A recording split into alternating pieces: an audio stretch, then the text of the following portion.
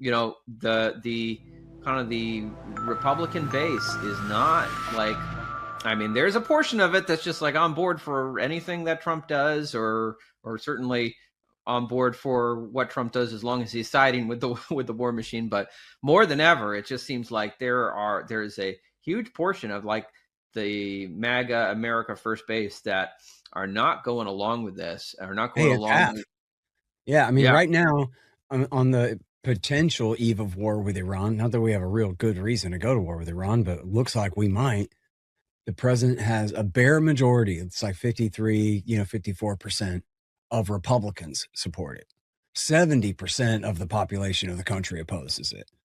Super majorities of independents and Democrats, but it's just a bare majority of Republicans that support it. On the eve of war, when you would think, the whole rally around your leader in wartime and all of that kind of thing.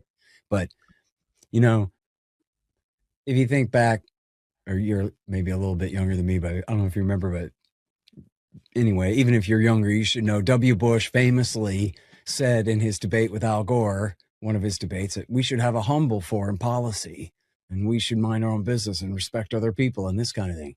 And then, but then some guys kamikazed our towers and it was a whole new day kind of thing. And so just forget all that kind of. But Donald Trump didn't just mumble something about humble. Donald Trump stomped his foot and said he hates war more than anyone else in the whole world. And he's the greatest peacemaker who ever lived. And he deserves 3 Nobel Prizes. And just, you know what I mean? He's just so hyperbolic in everything he says. When George Bush went to the Middle East, that was the worst decision any president ever made. That's what Donald Trump said.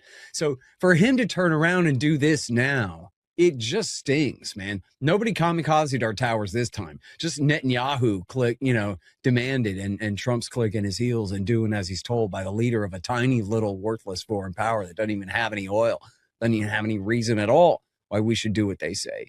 And it's just such a betrayal and such an obvious turnabout. You can't call that a flip-flop, man. That's a stab in the back.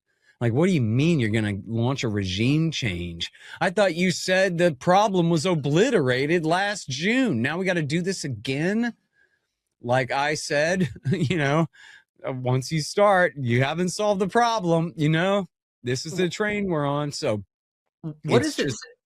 Anyway, one more thing on that, Eric, is just Colonel McGregor says time wins more arguments than reason.